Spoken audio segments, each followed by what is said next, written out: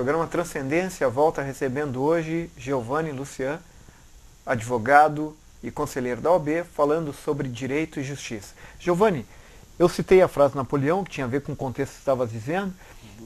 Esse afastamento dos deveres e esse desejo, essa aproximação dos direitos, que não tem classe social, que não tem condição social, tu achas que é um agravante deste tempo que estamos vivendo?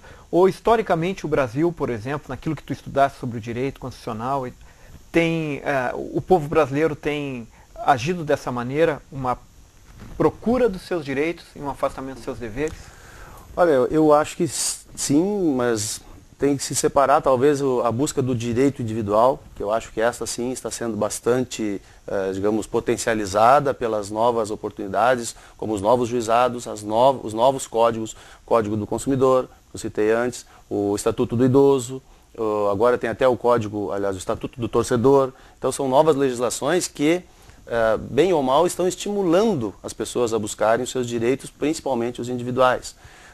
Com relação aos deveres, eu entendo como não existe a mesma propaganda, mesmo que institucional, não existe o mesmo estímulo, não existe a mesma tentativa ou os mesmos meios de incutir nas pessoas, na população de um modo geral, de que isso também é necessário.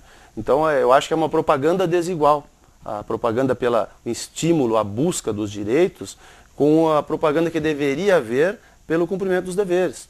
Então, a questão é meio complicada, porque os interesses da busca dos direitos individuais, às vezes eles se misturam com interesses privados e com uma série de outras coisas. Enquanto a busca dos direitos coletivos ou dos deveres individuais e também coletivos, ela deveria ser mais um interesse do governo, interesse das instituições, até porque, por exemplo, o judiciário. A gente sabe que, normalmente, se tratando de questões privadas, ou seja, de um indivíduo contra o outro, seja pessoa física ou jurídica, vai sempre existir um interesse. A gente chama isso de o bem da vida, buscado por uma das partes. Se um está buscando alguma coisa, é porque o outro descumpriu alguma mesma coisa, ou mesmo bem, algum direito sobre um bem. Então, se houvesse um estímulo maior a que ambos cumprissem os seus direitos, certamente haveriam menos demandas. Havendo menos demandas, nós não precisaríamos um judiciário tão equipado, tão, digamos, custoso como temos hoje, e consequentemente, o nosso processo cultural avançaria, na medida em que, quanto menos polêmicas, quanto menos questões judiciais houver, é porque a sociedade está evoluindo, do meu ponto de vista. E tu acreditas que o direito e a justiça estão muito ligadas ao poder econômico? Na parte que lhes toca, com certeza, porque a maioria das demandas que nós temos dizem respeito a aspectos econômicos, quer consumidor, quer de partilhas, quer de interesses coletivos, como INSS, por exemplo, direito previdenciário, sempre tem o fundo econômico. Lógico que existem questões que não têm essa conotação econômica, mas elas são com certeza a minoria. E tu acreditas também que a justiça pode privilegiar alguns em detrimento de outros, não sendo plenamente justa? Pode, porque a justiça não é uma questão, por vezes, subjetiva, né? Não é o próprio direito não é uma ciência exata. Ela é uma ciência social, ela tem que levar em conta a evolução da sociedade, as próprias regras que a sociedade mesmo, através de seus representantes, seus legisladores, impõe.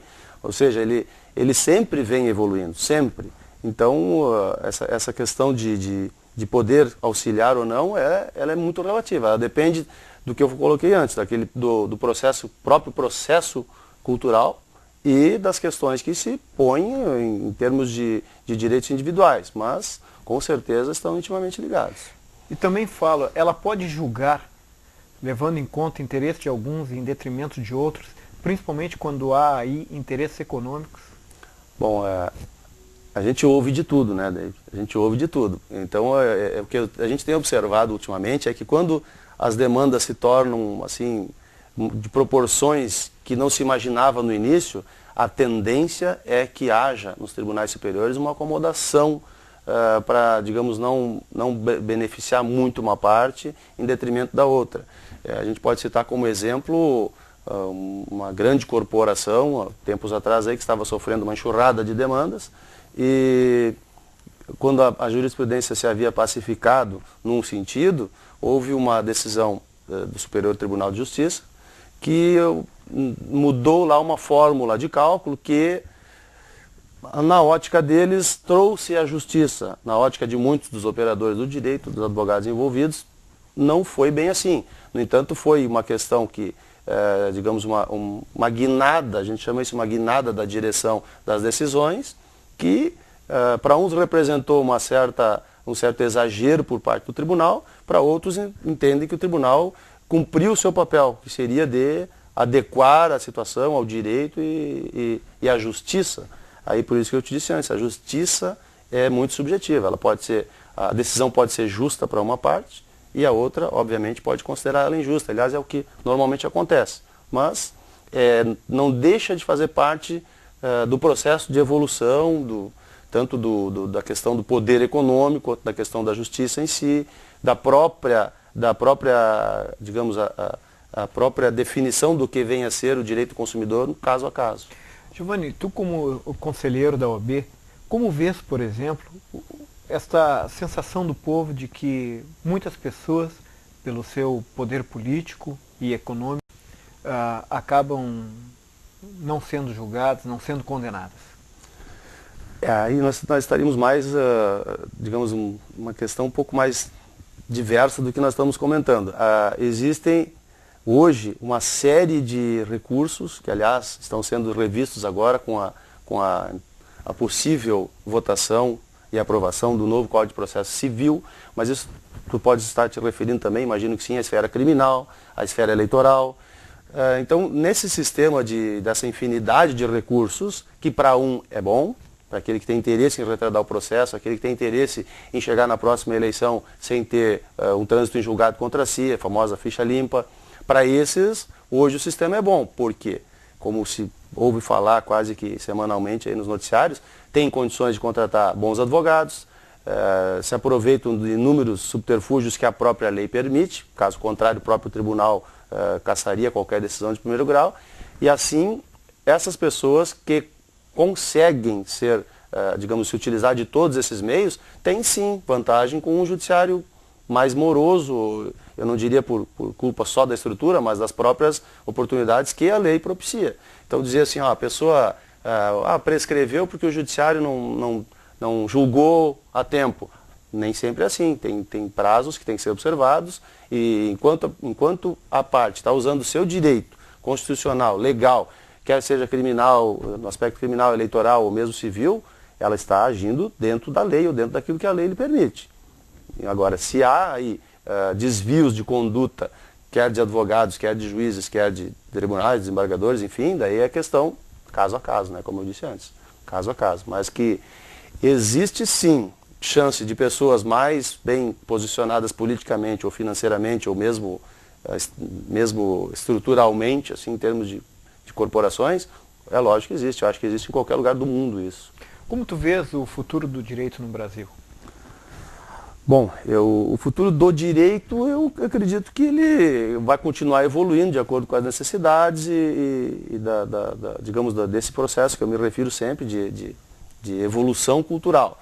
A justiça, sim, o judiciário, sim, no Brasil está passando por transformações mais vistas, assim, mais vistosas. Tu achas que há uma separação do direito com o judiciário, com a justiça? Sim, sim. Digamos, a justiça lida para distribuir o direito. O judiciário é o equipamento da justiça para fazer isso. Mas fazem parte de uma mesma natureza? Digamos assim, eles compõem o mesmo, vamos chamar de ambiente, porque um depende do outro, e um seria assim o aspecto do direito material, que a gente chama, que são as leis propriamente ditas, e o judiciário seria mais afeto ao direito subjetivo, que é o direito processual. É como é aplicado o direito e, obviamente, por intermédio de quem, que é a estrutura toda do judiciário, que, como no meu ponto de vista, está sofrendo talvez transformações meio, de novo, a exemplo da Constituição, meio abruptas demais. Nós temos aí até eu considero isso, como conselheiro da OAB, eu considero talvez até que está sendo está sendo meio que deixado de lado pela própria Ordem dos Advogados, uma questão que está diminuindo assim em termos de 10 anos para cá, questão de 10 anos para cá, com as transformações das leis, com digamos, a proliferação das faculdades de direito, com aspectos processuais, exemplo, súmula vinculante ou qualquer outro nome que queiram lhe dar, súmula impeditiva de direitos, as ações coletivas que, embora eu considere que isso são benefícios para a sociedade, são todos processos ou procedimentos ou atitudes que tendem e tensionam diminuir os prazos, diminuir as demandas, resolver mais cedo elas para que elas não se multipliquem em milhões, como a gente tem observado aqui. Aliás, basicamente ou normalmente fomentadas essas demandas pelo próprio poder público, pela Previdência, pelo próprio governo, as questões tributárias, enfim. Mas eu acho que essas transformações estão sendo abruptas demais em prejuízo da classe dos advogados. Eu não estou aqui defendendo que os processos demorem mais, pelo contrário. Eu não estou defendendo que não se simplifique os procedimentos, pelo contrário. Eu sempre fiz, aliás, tu pode ter sido até testemunha disso, não tem sentido ficarmos 20 anos discutindo uma questão, como hoje acontece com a própria Constituição. Nós ficamos 18 anos, se eu não estou enganado, discutindo se podia ou não colocar a taxa de iluminação pública junto com a conta de luz ou junto com o PTU. Então, eu sou partidário que essas questões sejam resolvidas antes. Só que da forma que estão colocando agora, eu acho que essas transformações vão ser rápidas demais em função dos prejuízos que elas podem trazer à classe. Então, nós temos outro exemplo, divórcios e separações, que antes precisariam ter, digamos, ser via judicial. Concordo que não sejam mais, mas que sejam vista a questão da classe também como um problema a ser resolvido, né? Giovanni, deu para observar na tua fala que os direitos têm se acumulado rapidamente, né? A sociedade tem afirmado direitos. E nós teremos, durante algum tempo, uma séria dificuldade de a justiça lidar com isso, poder julgar tudo isso, poder fazer o seu papel dentro do Estado Democrático de Direito. Mas eu quero te agradecer, acho que o tempo passou rápido na fala, não podemos levar mais adiante, mas te agradeço. Não, tem que, quando precisar, para a gente tentar colaborar com alguma coisa, estamos à disposição. Muito obrigado. O programa Transcendência fica por aqui, tendo recebido hoje Giovanni Lucian, advogado e conselheiro da OAB, falando a respeito de direito e justiça. O programa...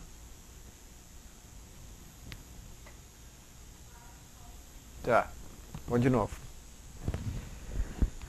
O programa Transcendência fica por aqui, tendo recebido hoje Giovanni Lucian, advogado e conselheiro da OAB, falando a respeito de direito e justiça. Até o próximo.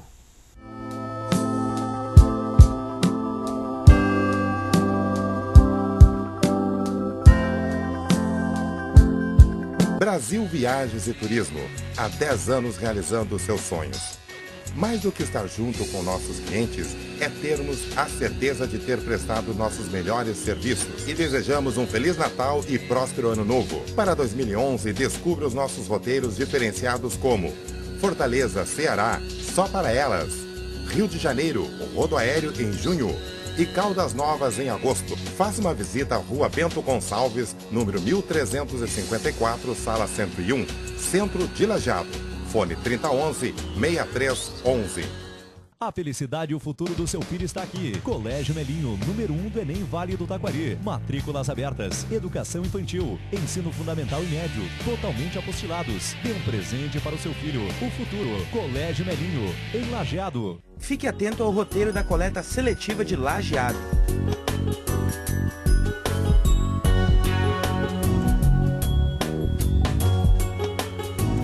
Governo de Lajeado.